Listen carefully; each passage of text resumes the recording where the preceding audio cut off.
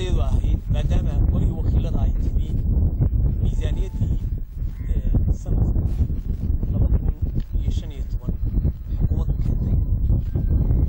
إنه إله نقالها وين دخل وكصبح كان إنه ميزانية إنه سر رسمية يسون احتل وبدأ يعني تشوفي وحنا صومر وأنا صويا هامها شراب إله الدخلية دي كده كستبكا دي كده كياله إيو محجر ومحجر هذا متكمل محجر ناشنال مركا وهرين وحنو مهد علينا مسؤولينتي وبها ووربحين وافية نقسي قابك أي وشقيسو هذا أنطني وحانو سيجارة ومهد علينا ماريها كده أنا علي ودي أنا مش جوني حريج ما هذا بتقولي أنت يعني جوني مرة ما أنا قاعد خادين يعني هلو وبهان دوني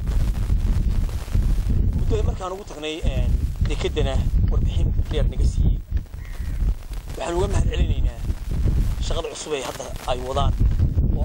اسمها عصب أي كوردينيان دي كده إنك صور دقالهان آن دقالة بورانو أي كم معمولان بس الله مري وجدنا يجي دون ولا رتها وحياة كتلفيتو هذا نوع مقطع طيب عصب قطع لبضوا باي شقوينا هاين هامها أو أنا صويغني هامها لفتي جوده ديبو هامين حوق لي أيها كسرتي أفرل عتنك هامو ذي ميشة قيبتن هامه انتو ضبطن حيوب بهايهين ديبلو مينتين ذي مركا وحنو بوغتيشن هامو ذو كمدا هامها هراء ميشة وقوية اللي أو باهنا مينتينس كين لقو ذي وحاكلونو موغتي شد عصريه أو قاله هامه وان مركي هوريك شرين وجد لاني هيسي إن إيضنا أي شغل كسرتي وحيكلو وربحين دير نقصيين نظامك حسابات يو قابك عشورها يو دخل وسوق وهامها إيضنا ماري سليباني يو والوضعنا ذي كله دمانتو مهم هذينينا وحنو فتشينا مركان كنا قلنا قوليه وكيلة والله أنا إنه وربحين كسينو أنا قلنا أنا كل سنو ميزانية أي نهار كينين حكومة وأن واجبات كيجو هي أنا هاي إن إذا نحمر طونه أي تهاي أن إحنا كبدي كرنو إحنا كتري كرنو إحنا كردي كرنو إن أنا كل سنو رأيي جيد وحيانو كسوارقنا هذا وباهي وين أي تاجنيد حقا اليوم كذا هامه باهي وين تاجنيد المينتينس أيوة باهنتهاي أيوة باهنتهاي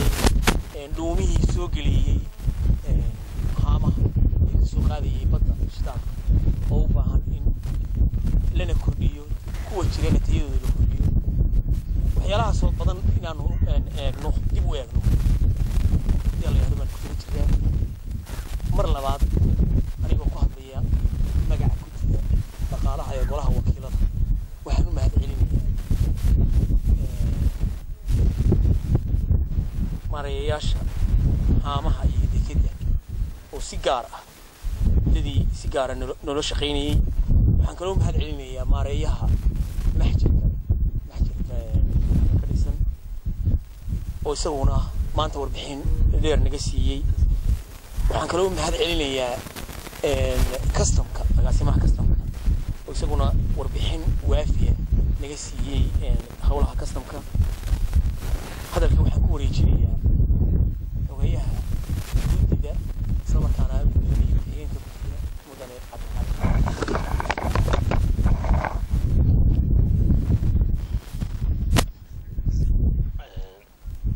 بسم الله الرحمن الرحيم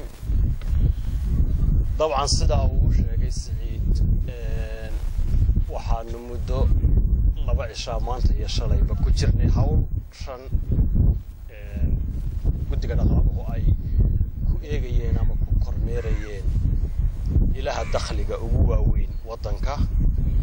oo ay ku jirto dabcan dekada berbera iyo haamaha shidaalka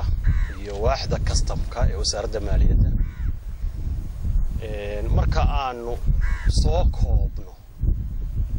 runtii aad iyo aad baan loogu soo dhaweeyay mas'uuliyiinta dekada iyo haamaha iyo customka iyo maxsharka aan la kulanayna si hagar la'aan oo saraaxi ah ay runtii warbixin طبعا waa shaqadii golaha wakiilada ee shacabka uga ahayn wakiil inaanu eegno bal cashuuraha laga qaado sida loo qaado sifadooda qadarkooda iyo sharciyadooda intii aanan gudagelin miisaaniyadda oo dabcan aad la socotaan inay hadda golaha dhex taalo miisaaniyaddii 2015ka طبعا وانو اغني عشورهاس وانو اغني باهيها kala duwan ee ka jira ilaha dakhliga soo saara ee la dhabarta wadanka waa sida tikada iyo customka waa ana sida uu sheegay xildhibaan Saciid طبعا waa ila dhaqaale muhiima wax badanna qabtay مسؤولينتو aad ugu amaanan yihiin in laga qaado berbera oo wax yar lagu soo celiyo waxaan filayaa sawirkaas wali waa jira haddaad eegto dabcan dhinaca baahiyaha ka taagan ilahaas muhiimka wadanka u ah oo la oran karo runtii qarankan jamhuuriyadda Soomaaliland la'aantood ما تاجنادين مرة سي تاجنان دونه حدي طبعا أو واحد بدن لقوا علي ورن باهيها وضن كوا فرق بدينهن هدي دينا نبت جليات هاي هدي دينا وحبرشية عافمات هاي لكن ده إلها قطارة هدي آدم لقوا علين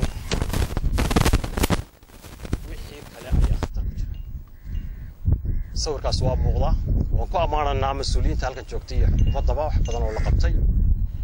ballaarinta dekadu waa arrin muhiim ah aad buu ugu amaanan yahay maareeyaha dekadu maxaa yeelay waqtigan aynu ku jirno haddii aadan la tartamin oo aadan u gudbin baahiyaha laga sugayo ee caalamka oo dhan iyo kuwa inagu xeeraniba ay kafeynayaan haddii aadan adiguna samaysan ku suurtagal maaha inaad ka hesho dakhliga iyo khadamaadka aad filayso mustaqbalka haamaha shidaalku waad ogtihiin waa halbowlaha wadanka marka aad eegto statistics-ka nala siiyey ugu yaraan kala badh baa fadhiya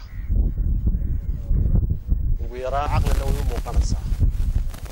in baahiyahaasi ay ka horeeyaan in la daboolo kuwa kale ee qaranka aad iyo aad baan ugu mahad celinayaa mas'uuliyiinta kala duwaneed ee nagu soo dhaweeyay berbera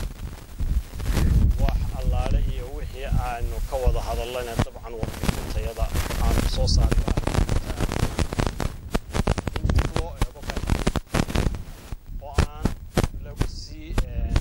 siday aad iyo aad baan u buuxinaa waana kala hadli doonaa dabcan dakhliga ku talagalay aqal miisaaniyadda sidii looga caawin lahaa dadkan xeebta jooga inay helaan koronto calal aqal baahidooda